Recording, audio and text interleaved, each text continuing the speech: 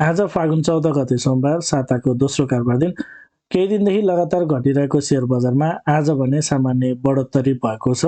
NEPSE index करिब 13 अङ्कले बढेर 1992 बिन्दु आसपासमा आइपुगेको छ।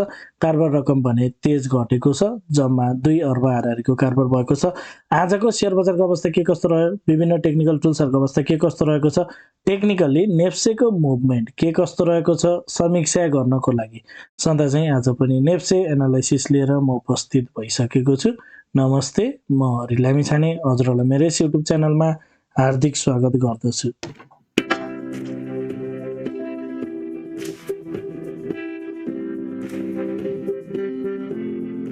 यस युट्युब च्यानल मार्फत मैले शेयर बजारसँग सम्बन्धित विभिन्न किसिमका भिडियोहरू लिएर आउनु भएको हुनाले यदि हजुरहरूले अहिलेसम्म पनि मेरो च्यानल सब्स्क्राइब गर्नुभएको छैन भने कृपया च्यानल सब्स्क्राइब गरिदिनु होला र भिडियो पुरा हेर्नुभयो भने हजुरहरूले मैले भन्न खोजेको कुरा सबै सजिलैसँग बुझ्न सक्नुहुनेछ। शेयर बजार अत्यन्त जोखिमको क्षेत्र भएको हुनाले लगानीकर्ता स्वयंले गहन अध्ययन र अनुसन्धान गरेर मात्र आफ्नो कदमहरू चाल्नको लागि उचित हुन्छ। यो भिडियो नितान्त इन्फर्मेटिभ तथा एजुकेसनल पर्पजले तयार गरिएको हुँदा यस भिडियोको आधारमा आफ्नो ट्रेडिङ स्ट्र्याटेजी नबनाउनको लागि हार्दिक अनुरोध गर्दछु। स्क्रिनमा नेप्सेको प्राइस चार्ट देख्न सकिन्छ।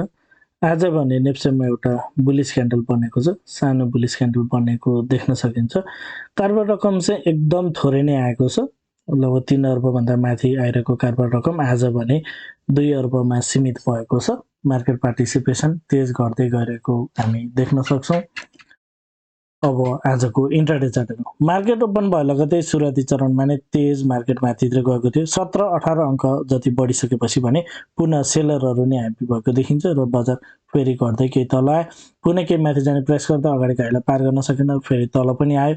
हिजोको लो भन्दा पनि मार्केट केही तलतिर पनि आयो, फेरि केही साइडवेज बसेर आजको लोएस्ट पोइन्ट आजको लागि डे लो क्रिएट गरेर मार्केट फेरि अन्तिममा राम्रो माथितिर सुरुवाती चरणको जस्तै तेज माथितिर रिकभर भएको देख्न सकिन्छ।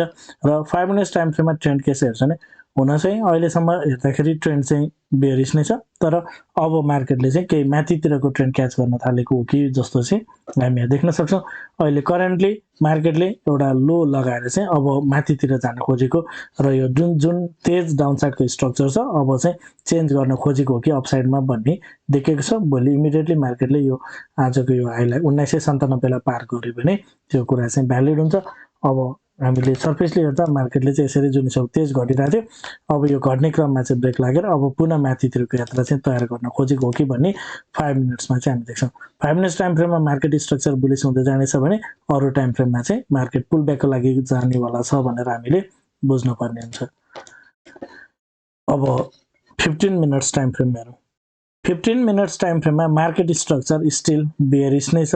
मार्केटले चाहिँ लोवर लोको फर्मेसन गरिरहेको छ, तर अगाडिको लो भन्दा यो अहिले जुन लेटेस्ट बनेको लो छ लोवर लो, यो चाहिँ नजिक नजिक नै बनेको छ र अहिले मार्केट चाहिँ माथितिर जाने क्रममा अगाडिको हाईको नजिक पुगेको छ र यो जुन 15 मिनट्सको यो हाई छ यसलाई चाहिँ मार्केटले पार गरेर माथितिर जान खोजेको हो कि भन्ने प्याटर्नमा चाहिँ देखिएको छ। सो 15 मिनट्स टाइम फ्रेममा स्टिल मार्केट स्ट्रक्चर बियरिस भए पनि अब चाहिँ मार्केट केही माथितिर जान खोजेको हो कि भन्ने देखिन्छ र यदि मार्केटले 1997 लाई पार गर्दै माथितिर लाग्छ भने 15 मिनट्स स्ट्रक्चर मार्केट पोजिटिभ हुन्छ र मार्केट केही माथितिर जान सक्ने स्थितिहरू बन्न सक्छ। बाइको लागि 15 मिनट्स टाइम फ्रेम त्यति पोजिटिभ हुँदैन, तर 15 मिनट्स टाइम फ्रेममा चाहिँ मार्केट बुलिस हुन खोजेको केही पोजिटिभ हुन खोजेको हो कि जुन यो सार्प डाउनफल भइरहेको छ, यो सार्प डाउनफल चाहिँ सकाएर अब मार्केटले केही ट्रेन्ड चाहिँ चेन्ज गर्न खोजेको हो कि भन्ने देखिएको छ। 15 मिनट्स टाइम फ्रेममा पनि हामी हेर्न सक्छौँ मार्केटले एउटा लोवर लो फर्मेसन गरिसकेपछि अब चाहिँ पुनः यसरी माथितिर जान खोजेको हो कि भन्ने हामी देख्न सक्छौँ। एउटा जानकारी, यदि हजुरहरू स्मार्ट मनी कन्सेप्टको कोर्स गर्न चाहनुहुन्छ भने, यदि हजुरहरू एसएमसीको ट्रेनिङ गर्न खोजिरहनु भएको छ भने कृपया स्क्रिनमा देखाएको नम्बरमा सम्पर्क गर्नुहोला। साथै यदि हजुरहरू मेरो सल्लाहमा सेयर खरिद बिक्री गर्न चाहनुहुन्छ, एज अ एडभाइजरको रूपमा पनि मलाई लिन चाहनुहुन्छ भने यही नम्बरमा सम्पर्क गर्नुहोला। 9863805867 यसमा कल, मेसेज अथवा व्हाट्सएप गर्न सक्नुहुनेछ। अब आवली टाइम फ्रेममा जाउँ। सुरुमा करेन्ट के भइरहेको छ भन्ने कुरा हेरौँ। करेन्टली मार्केटमा जुन अन्तिममा बनेको क्यान्डल छ यो एउटा बुलिस इनगल्फिङ क्यान्डल बुलिस मरबुजी क्यान्डल बनेको छ र अगाडिको क्यान्डल्सहरूलाई चाहिँ कम्प्लिटली इन्गल्फ गरेर माथितिर चाहिँ लागेको छ। यसले चाहिँ मार्केट केही माथितिर जान सक्ने, यो घटिरहेको ब्रेक अब केही अलिकति करेक्सनमा जान्छ कि पुलब्याकको लागि माथितिर जान्छ कि भन्ने खालको इन्डिकेट गरेको छ। यो भनेको एउटा धेरै सकारात्मक कुरा हो। क्यान्डल टु क्यान्डल हेर्दा अन्तिममा बनेको क्यान्डलले बजार केही माथितिर जान खोजेको हो कि भन्ने इन्डिकेट गर्छ। तर ओभरअलमा के छ मार्केट कि यो मुभले चाहिँ मार्केट कतिसम्म पुर्याउला भन्ने सन्दर्भमा चाहिँ हामीले अगाडिदेखिको डाटा हेर्नुपर्ने हुन्छ। र यदि हामी हेर्छौँ भने मार्केटले जुन अन्तिम पटक चाहिँ एउटा हायर लो क्रिएट गरेर माथि हायर हाई बनाएको थियो, अहिले तल आउने क्रममा चाहिँ यो लोलाई चाहिँ क्लियरली ब्रेक गरेर तलतिर झरिसकेको छ। सो मार्केटले यो स्ट्रक्चर जुन अगाडिको हायर लो छ यसलाई ब्रेक गरेर तलतिर झरिसकेको हुनाले र जहिले पनि स्ट्रक्चर ब्रेक गरेपछि मार्केट पुलब्याकको लागि जाने गर्छ। सो अब यदि मार्केट यहाँबाट माथि जान खोज्दैछ भने that means it is going for a pullback only. जबसम्म मार्केट 2215 भन्दा तल रहन्छ तबसम्म त्यो मुभ भनेको एउटा पुलब्याक मुभ नै हो भनेर हामीले बुझ्न पर्ने हुन्छ। सो अब मार्केट चाहिँ माथितिर जाँदैछ भने त्यो पुलब्याकको लागि नै जाँदैछ भनेर हामीले सोच्न सक्छौँ, न मार्केट चाहिँ यो माथितिरको मुभमा छ। केही माथितिर पुगिसकेपछि पुनः सप्लाईहरू हाबी हुन सक्ने र फेरि मार्केटले चाहिँ अहिले करेन्ट बनिरहेको लोको ताजमा अर्को लोअरले चाहिँ फेरि तलतिर फर्मेसन गर्न सक्छ कि भनेर प्राइमरीली हामीले यो हिसाबले चाहिँ हेर्न सक्छौँ। मिन्स अहिले मार्केट चाहिँ माथितिर गइरहेको प्याटर्नमा चाहिँ छ। यो जुन यहाँ तल आएर यो जुन एउटा करेक्सन जान पर्ने थियो त्यो करेक्टिभ मुभको लागि जुन माथि माथि पहिला पनि जाने गर्थ्यो, जस्तै यो मुभ हामी हेर्न सक्छौँ, यो मुभ हेर्न सक्छौँ, त्यही टाइपको यहाँ माथितिर चाहिँ एउटा मुभ जान्छ कि भनेर हामी एक्सपेक्ट गर्न सक्छौँ। अहिले गइरहेको मुभ चाहिँ एउटा जस्ट पुलब्याक मात्र हुनसक्छ, यसले चाहिँ यो 2200 लाई पार गर्न सक्दैन भनेर हामीले प्राइमरीली त्यो हिसाबले एनालाइसिस गर्न सक्छौँ। र अब डेली टाइम फ्रेममा जाउँ।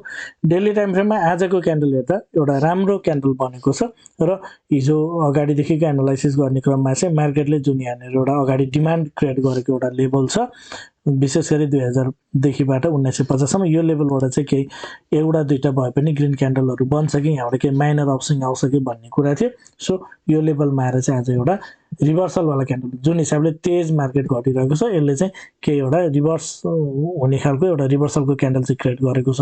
अब यो एउटा दुईटा कतिवटा क्यान्डल बन्छ, यसको रियाक्सन आउन पर्ने लेभल हो, रियाक्सन आइसकेको छ। सो केही माथितिर मार्केट गयो भने पनि अल्टिमेटली चाहिँ मार्केट फेरि पनि तलतिर आउन सक्ने स्थितिहरू बुझ्न सक्छौँ। र यसरी माथि जाने क्रममा चाहिँ र तल आउने क्रममा मार्केटले यदि 1926 वा त्योभन्दा तलतिरको लेभलमा टच गरेपछि जुन यो बक्स छ यसमा आइसकेपछि यो लेभलबाट चाहिँ अलिकति केही ठुलो रियाक्सन जान्छ कि भनेर हामीले हेर्न सक्छौँ। अहिले करेन्टली चाहिँ यो लेभलबाट जाने रियाक्सन भनेको माइनर हुनसक्छ भनेर हामीले हेर्न सक्छौँ। यसको म्याक्सिमम टार्गेट चाहिँ 2065 सम्मको राख्न सकिन्छ मेरो आफ्नो एनालाइसिस अनुसार। 2065 यदि मार्केटले क्रस गर्छ भने, क्लोजिङ 65 भन्दा माथितिर गर्छ भने, विशेष गरी 2070 भन्दा माथि क्लोज गर्छ भने चाहिँ मार्केट त्यसपछि चाहिँ 2100-2200 मा चाहिँ स्टेबल नहुन सक्छ। त्योभन्दा माथितिरको टार्गेट चाहिँ सेट गर्न सकिन्छ कि भन्ने मेरो एनालाइसिस रहेको छ।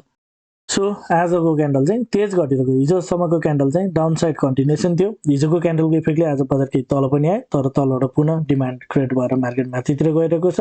सो आजको क्यान्डलले चाहिँ मार्केट केही माथितिर जान सक्ने इन्डिकेट गर्छ। माथि जाने क्रममा पहिलो टार्गेट भनेको लोअर टाइम फ्रेम अनुसार हामीले लिन सक्छौँ, जुन भनेको 2020 तिर लिन सकिन्छ। म्याक्सिमम 2020 पार गर्दै यदि मार्केट माथि लाग्छ भने 2060 देखि 2070 को लेभललाई लिन सकिन्छ।